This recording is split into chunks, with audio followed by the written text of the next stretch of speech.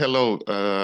I first of all want to thanks to the organization ESES, European Society of Endocrine Surgeons, and special thanks to Professor Belantone, who accepted this interview with me under the Bridging Generation project, which is one of the leader by Professor Ozer Makai. I will interview Professor Rocco Belantone, who is currently the president of the Italian National Institute of Health, which is appointed in December 2023. He is a full professor of general surgery at University Cattolica. He's also a member of the board of directors of the Agostino Gemelli Polyclinic Foundation, University Cattolica del Sacro Cuore of Rome. He is also a member of commission designated by the Minister of Health, Lorenzin, the study of the proposed law for medical profession responsibility. He is also a member of the Superior Council of Health for 3 times. He is a member of Italian Society of Endocrine Surgeons. He is member of European Society of Endocrine Surgeons, International Association of Endocrine Surgery, and a member of the American Association of Endocrine Surgeons. He organized and directed the Gemelli Foundation's COVID hospital at Columbus faculty. He is the president of the research committee of the Ministry of Health, the control and management body of the Italian ERCCS, and of the ministry research funding, which amounts to approximately 280 million per year. Professor, once again, I want to thank you for letting me interview you and taking your time for the ESES and for our younger and young surgeons who are keen on endocrine surgery. This interview is going to last for around 30 minutes. And let me start with the first question, okay? Thank you. Can you tell us how long you worked as an endocrine surgeon, when and how your career in this field started, and how you got involved in the field of endocrine surgery? Well, my first formal engagement as an endocrine surgeon was in 1997. When I became chief of the unit of endocrine surgery. Besides the meaning of the role, for me it was very important that my unit was the endocrine surgery, because of at that time, the endocrine surgery was not the specialized area that today is, but it was generically entrusted in the general surgery. In the Department of General Surgery, where I did my residency, there was a huge tradition in retroperitoneal surgery, sarcomas, and especially adrenal surgery. And probably this was the first way with which I met the endocrine surgery. Nice.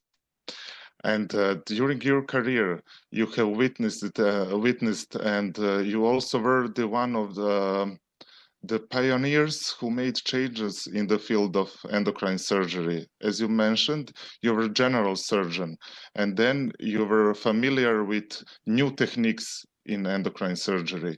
What do you think that has changed the most in endocrine surgery since your beginning and now? Well, I definitely think that the major change is the technique. The introduction of laparoscopic and video-assisted surgery in the 90s was not an hype, but quickly became the standard of treatment in the adrenorectomy first and in the neck surgery after a few years. The minimally invasive surgery was a change that improved in striking manner the outcome of our patients. But less striking, but probably similarly revolutionary, were the improvement in the molecular and genetic diagnosis of most of endocrine disease that allow us to better understand the tumor behavior. And did your techniques change during those years? Did you evolve with new techniques?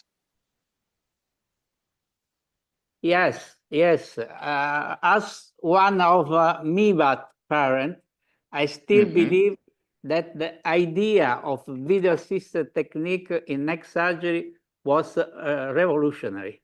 And Nice. this approach still remains my favorite, of course, in tile surgery, considering the advantage in terms of outcomes, its simple reproducibility, and without cost and operative time increase.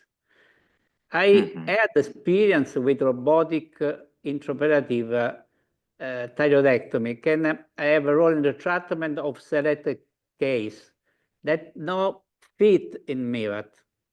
Regarding to ETVA, I think that there are concerns about the indication and the management of intraoperative complications that need to be better addressed.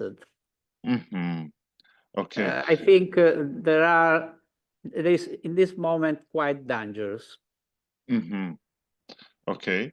And when we go through your biography and we see your work, there are numerous publications and numerous citations of your work.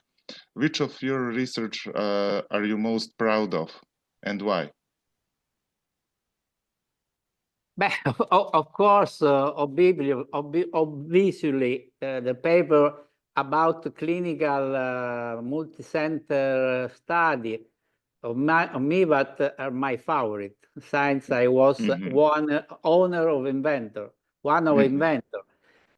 But also the paper about the adrenocortical carcinoma recurrence, that was an Italian multi-center survey, one on the most important in the world, is one of the research science was the start of my involvement in the field of endocrine surgery.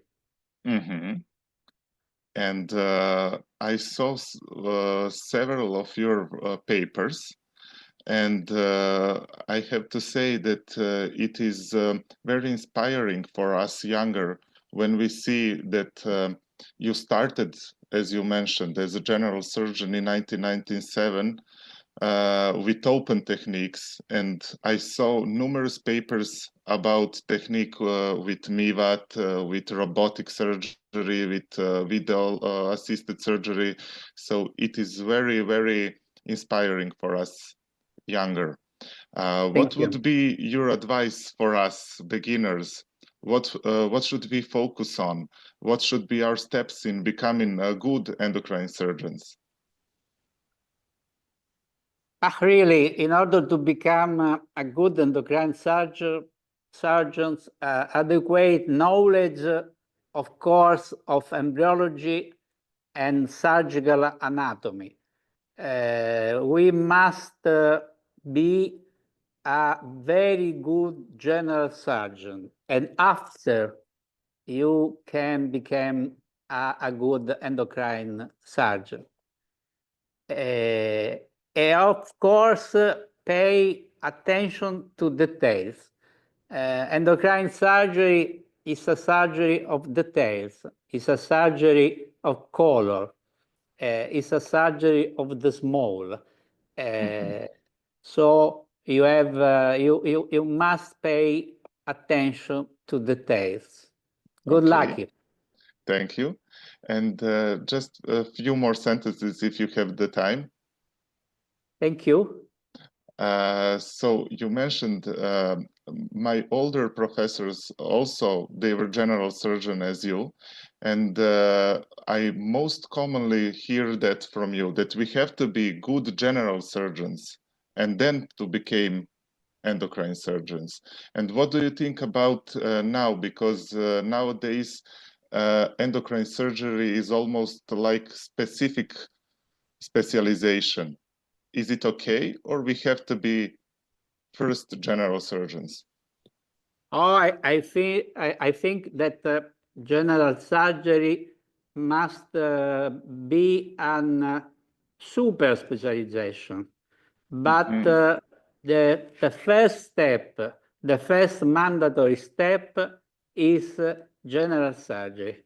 Mm-hmm. And also, when you perform a laparoscopic or robotic procedure, you must well know the open surgery of this approach. In each moment, you have to be to be ready to convert and to do a good operation in general surgery. This is very, very important.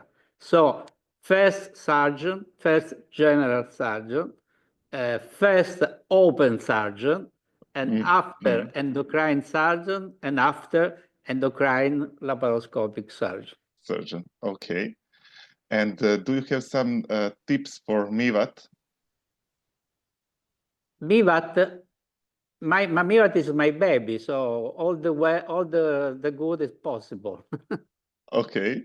And do you have some tips for MIVAT? When we perform a MIVAT, can we also perform? Yes, I think in the first step, you can also perform a skin incision larger than the classic 2 centimeter.